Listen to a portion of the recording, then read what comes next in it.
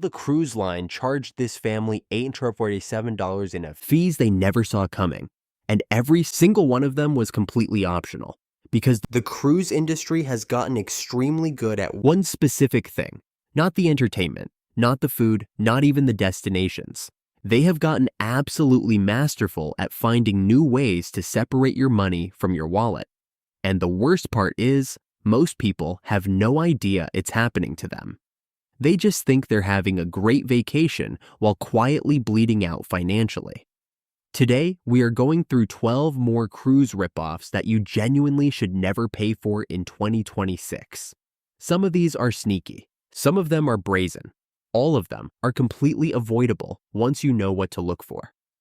So let's get into it. Number 1 is the bottled water scam. I know it sounds small, but stay with me here. On many cruise ships, you'll find water packages being sold right at embarkation. They'll pitch it as a convenience thing, like, oh, you'll want water in your cabin. You'll want water by the pool. And these packages can run you $15 to $25 per person per day when you break it down. Here's what they don't want you to know. You are typically allowed to bring a reasonable amount of sealed bottled water on board with you. Most major cruise lines permit passengers to bring on at least a case of water at embarkation. Pack it in your carry-on. Bring a reusable bottle, fill it at the buffet, which has free water all day long, every day. The markup on water at sea is genuinely one of the most egregious things I have ever seen, and you don't have to participate. Number 2 is priority boarding. This one has exploded recently. Cruise lines are now selling priority embarkation access as an add-on that can cost $30 to $60 per person. They frame it as a luxury, like you'll be one of the first people on the ship. You'll get first access to the cabins, to the pool. But here's the thing. If you book certain cabin categories, if you have loyalty status with the cruise line, or in many cases, simply if you show up during off-peak check-in windows, you often get very similar boarding experiences for free. The lines wrap around the building when everyone shows up at noon. Show up at 2 in the afternoon when the rush has died down and you'll practically walk straight to the gangway. Spending $60 to stand in a slightly different line is not value. Number 3, and this one really gets under my skin, is the ship photographer packages. You get on the ship and there are photographers stationed at the gangway, at dinner, at the shows, everywhere. They're snapping photos of you constantly. Then, at the end of the cruise, or sometimes mid-cruise, they invite you to buy packages of those photos. These packages can run anywhere from $150 on the low end to over $300 for a digital package of all your photos. Now listen, I understand wanting beautiful memories, but you have a phone in your pocket with a camera that is almost certainly better than what those photographers are using. Ask a fellow passenger to take your photo. Use a small tripod. The lighting on cruise ships is actually pretty decent in most places. You do not need to spend $300 on photos of yourself eating lobster. Number 4 is the fitness class fees. Most cruise ships have a gym that is completely free to use, which is great. But they've gotten sneaky about the fitness classes. Yoga on the deck, spin classes, stretching sessions, specialized group fitness programs. These often come with fees attached. We're talking $10 to $25 per class. Over a 7-night cruise, if you're doing a class every day, that adds up to over $150, potentially just on fitness classes. There are free alternatives happening constantly on cruise ships. There are free stretch sessions. There are walking tracks on the upper decks. There are often free group activities. Check the daily program carefully, because the paid classes and the free activities are deliberately mixed together to create confusion. Number 5 is specialty coffee. This one is particularly devious because it hides in plain sight. The cruise ship main dining room and buffet have coffee available at no extra charge. But the moment you walk up to that beautiful coffee bar with the espresso machines and the trained baristas, you're in paid territory and the prices are absolutely wild. $5 to $9 for a latte is completely standard. If you have a drink package, read the fine print carefully, because specialty coffee is frequently excluded from standard alcohol beverage packages. You might need to upgrade to a premium package to get specialty coffee included, and that upgrade could cost you an additional $5 to $10 per person per day. All of this for coffee that, again, you could have gotten for free if you just walked to the buffet. Number 6 is the thermal suite or spa access. Cruise ship spas are stunning. The thermal suites with the heated loungers, the steam rooms, the hydrotherapy pools, these are genuinely amazing spaces, and they will charge you somewhere between $30 and $50 per person per day to access them, or a package price for the whole cruise that sounds like a deal but rarely is. Here is the piece of information that cruise lines really do not want to become common knowledge.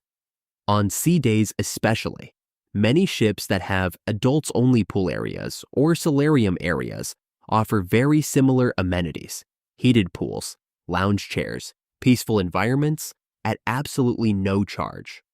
On some ships, the solarium is heated and adults only and genuinely rivals the thermal suite experience. Explore your ship on the first day before you commit to any spa packages. Number 7 is the casino lessons and workshops. This one is so clever it almost makes me respect it, except I don't.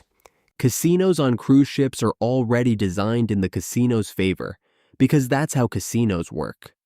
But now, some ships offer paid tutorials and workshops on casino games.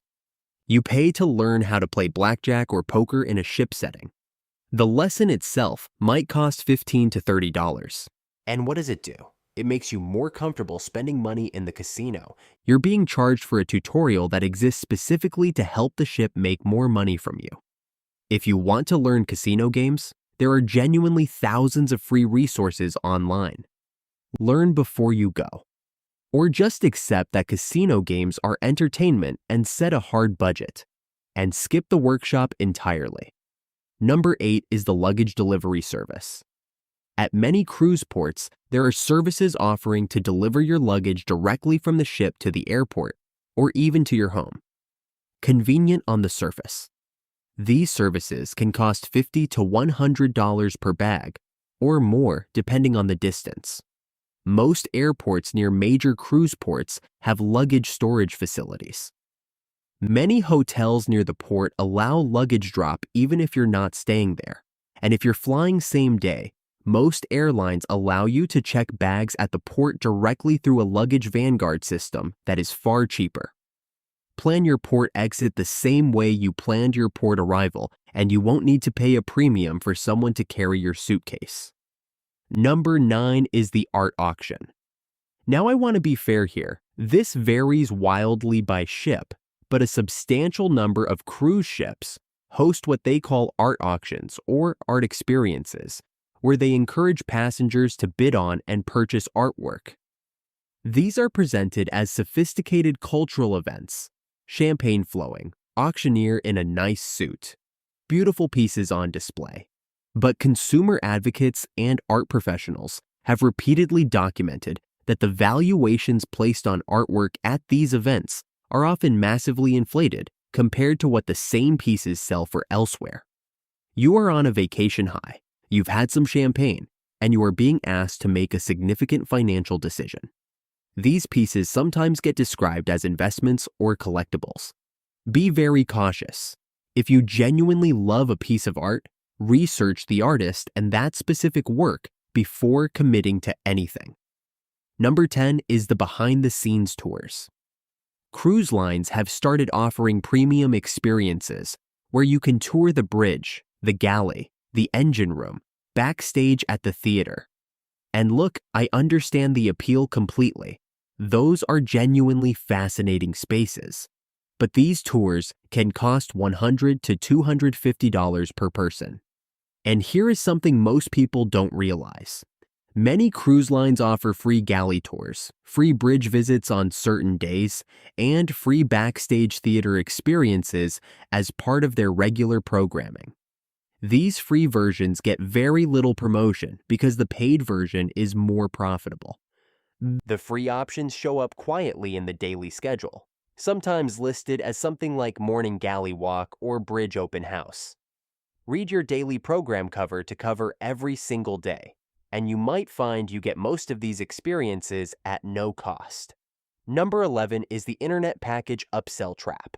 Almost every cruise line now offers internet access, and almost all of them have tiered packages. You have basic, you have premium, you have ultimate or elite or some other superlative. The base package gets sold as sufficient for light browsing and email. The premium package promises fast streaming and video calls. And then there is always an upgrade pitch at multiple touchpoints throughout the cruise. Here is the truth. Cruise ship internet, even the most expensive packages, is not going to replicate your home broadband experience. The satellite infrastructure is simply not there yet in most cases, though this is improving. Buy the cheapest package you genuinely need, use it for essential communications, and then use this as an opportunity to actually disconnect for a few days. And critically, never ever pay the per minute or per megabyte rate if you forget to buy a package. That pricing structure was apparently designed by someone who hates you personally. Number 12 is the shore excursion transportation trap. This is different from just booking expensive ship excursions, which everyone already knows to avoid when possible. This is specifically about the transportation hustle at the port itself. When you disembark at a port, there will be taxi drivers, shuttle operators, and tour guides all competing for your business. And right there in the mix, frequently, are ship-affiliated transportation vendors charging 2 to 3 times what local operators charge for the exact same journey. There's a psychological trick at play here. After days on the ship, you are still in ship brain mode, trusting anything that has the cruise line's branding or feels official. The official-looking booth right at the gangway exit, charging $40 for a 15-minute shuttle ride to the beach, while 30 feet away, a local operator is charging $12 for the identical route. Do your research on port transportation before you arrive. Download offline maps, know the going taxi rates, and identify reputable local tour operators ahead of time. The ship excursion system benefits from your lack of preparation.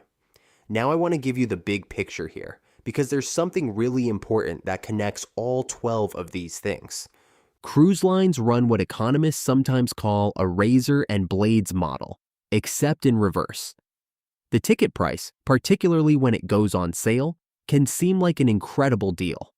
Sometimes you genuinely can get a 7-night cruise for prices that seem almost impossibly low, but the ticket is the razor.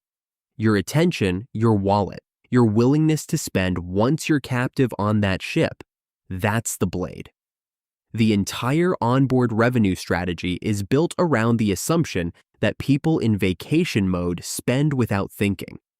They're relaxed, they're happy, they've mentally already loosened their financial guardrails because they're on holiday.